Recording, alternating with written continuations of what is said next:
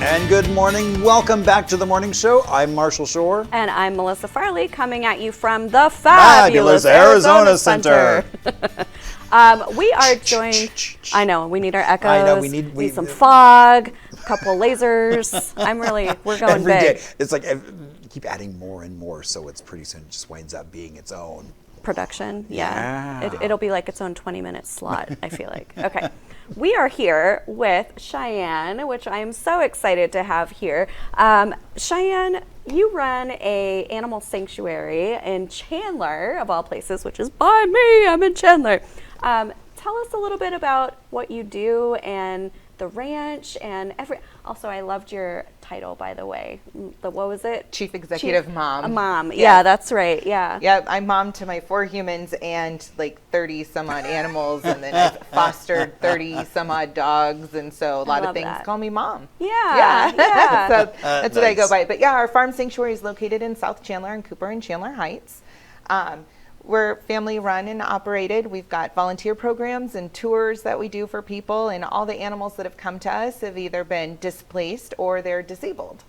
Okay. So I feel like probably people that are in farming understand the significance of that. If an animal is displaced or disabled and not able to work or provide, kind of a need, but we probably don't think about that, what happens to animals that experience that. So do you provide care for them? Are they trying to get placed in home? Like, tell me about what it is you do exactly. Yeah, so every animal that comes to Rowell Ranch, they stay with us for the rest of their life, and we care for them as you would like a pet, right? So we kind of take them out of that farm world where they're utilitarian. Right. And so these are all family members for us. We care for each and every single one of them as we do every other animal that comes across our path. And so in the farming industry, usually if something's not able to be utilized, they cull it so that it's no longer. It's going to cost more and more resources than is good for production, right? And we don't do that. We believe that everybody has the opportunity at life, and so we've taken in animals that may have otherwise, been culled or just someone had it in their heart to take care of them instead. Yeah. Including we have a blind baby goat named Marco Polo. Aww. Yeah, he got his name because we were playing the game Marco Polo, trying to call and response, trying to get him to call our voice and stuff, and then it's like, that's going to be his name. We have another goat, her name's Clover. She's probably our most famous. She's about 3.5 years old, and she was born with hydrocephalus, which is swelling of the brain. And so she has physical and developmental delays and some deformities that make her extra cute. And her and Marco are best friends, and they spend their time in an area. And we actually are going to be building them a new stall that's in a safe place up in our orchard in the front of the property. Oh, cool. Here very soon. And then another example is we have a blind pig. His name is Bolin. Okay. And they didn't know, sorry, did I say blind pig? He's a deaf pig. You know how that goes. It's the morning. Yes. Right. Where's that espresso? Exactly. No, so he's a deaf pig. So nobody knew that he was deaf. He was kind of, he was found neglected, and they couldn't figure out why he wasn't able to pig, basically, right? And so when he came to us, he was in pretty bad shape. And as I was working with him, I was like, wait, I think he might be deaf. And we had our vet come out and take care of him for all of the other things that were going on. And he's like, yeah, he most definitely is. Wow. And so, he likes to come in, and we practice our sign language with him, and he's a great addition. That's cool. You do sign language with a pig? Yeah. That's awesome. Yeah. Okay, so you've got goats, you've got pigs. What else? What other animals do you have? So we also have cows. Okay. We have 2 steer and 1 cow, and then we have chickens and a tortoise, and then cats and dogs on the property. So. Wow, that's so cool. And I love that mission, though. And tell me, how do people, do you have to reach out, or do people contact you about the animals? How do you find out what animals need care? So people reach out to us. In the very beginning, it was when we saw a need, and we would say hey, we would like to step in and help. But now people contact us, and we're currently full, except with the exception of special needs goats. Okay. And that the special needs goats would have to be able to get along with and be in the community space with Marco and Clover. Okay. And really that's knowing my own capacity of being able to take care of everybody, right?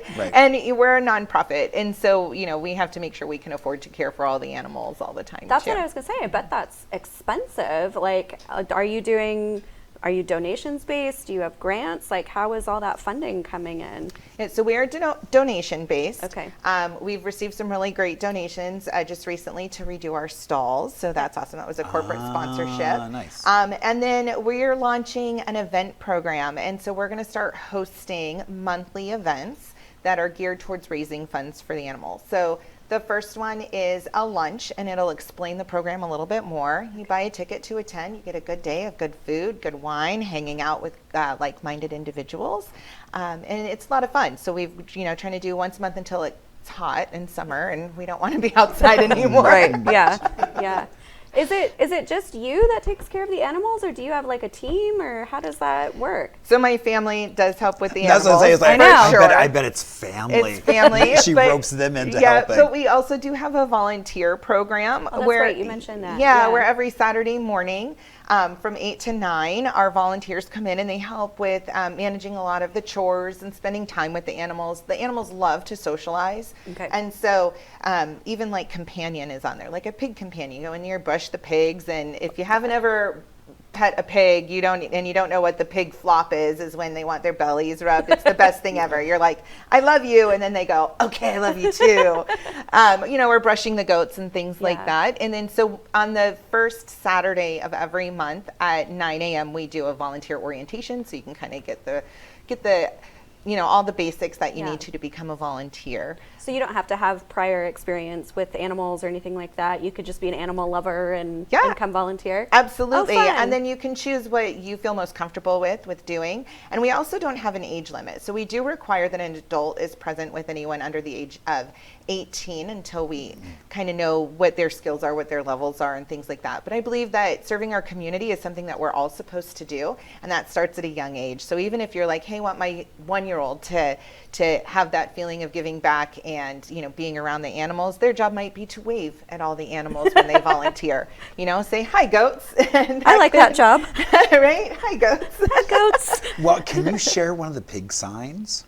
So I only did sign language in high school, and then my daughter's doing it now. So a lot of times I'll just tell them like it's time for dinner or let's eat. Okay, so really cool. kind of like because pigs actually understand they're like toddlers. They're really smart. They're really smart. Right. I know they're really smart. So that's why I was intrigued And because so, and sign language, I studied it as well. And so it's like, I know like using it with babies and things is really popular. And so that's why I was like, let's get some pig signs. Yeah. So one of the things I want to do, and and I've put it out to a lot of my friends who are in the deaf community and said, because I want him to get a name sign. And so only someone in the deaf community can do that, right? Exactly. And so we still need Bolin to get a name. Okay. And his name comes from Legends of Korra, which is part of the Avatar universe, for anyone who is part of following that.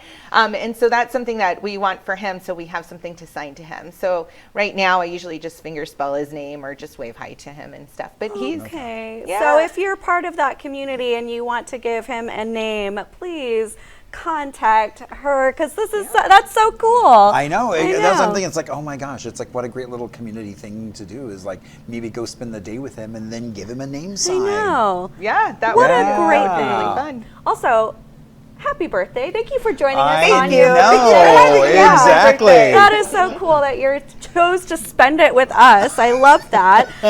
Exactly. Also, I don't know how you feel about mucking around at a farm, but we would love to come out and visit the animals, maybe do a segment on site. I think that would be so fun to show the animals and let people know a little bit more about your farm. That would be amazing. We'd love to have you guys out. Yeah, that'd be a lot of fun. Great. Yeah. Well, to let people know how they can visit you, how they can volunteer, all the good stuff, how can people connect with you? So the easiest way is to start with our website, and that's rowellranch.org. And there's links to the fundraising events, and there is links to donating and the volunteer opportunities and everything on there. We're on social media, on Facebook and Instagram, and sometimes TikTok if I remember to do it.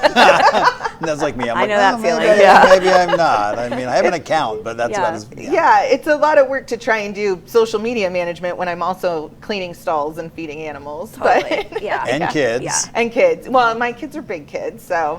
Okay. So it makes it easier. It makes it easier. They kind of can do their thing. Although they should probably take over social media, but. I agree. Yeah. Yeah, exactly. They're probably using it more. Yeah, exactly. So. Exactly. Do the kids love it? Like, are they really all about the farm? They really do. So at first it was kind of like, Mom, you're crazy, right? Like another one of your crazy ideas. And then I see them going out there. Our oldest daughter, she went to school in New York, and when she would come home, she would be like, to visit us, she would be like, hi, and then go right out to the animals. And I'm like, where'd she go? Like, and it was something totally different than they were raised with. And so getting to experience that, and really I think anybody, that connection to the animals, to nature, and being outside is just something that it really feeds your soul. Well, I didn't even ask you that. I know that's. Do you have like a farming background in your history, or animal like how did this come to what's be the your origin thing? story of how? Right. So not really, to be honest. So we've always loved and protected animals when I was growing up. Like my mom is always like, if someone had kittens or something and they're like, they need to be bottle fed, we would take them in, we would bottle feed them, things like that. Yeah. My mom grew up, my grandpa had a ranch in California where she grew up, and so she was around horses all the time and things like that. But I always lived in the city until actually really we moved to Arizona, which was like, my dad just told me it was 30 years ago. That's a long time. Yeah. Wow, Right? yeah. But my mom moved down here to say, I want horses again, and this is where I want to be, and the sunshine and all of that. And so she had horses, and around that time is when I had moved out, and they had horses and they had goats, and I just fell in love with these baby goats. And so when the first opportunity came to save a goat, it was like the first farm animal that I did. So my goats actually, when my mom's last horse passed away, she said, okay, you got to do something with your goats. And we didn't have the farm property yet. So Right. I contacted another farm sanctuary, which is called Goats with Horns. They're in Gilbert. Mm-hmm. And they were like, yeah, we'll totally take your goats in, and they can live here. Well, not even 6 months later, we decided to buy the farm.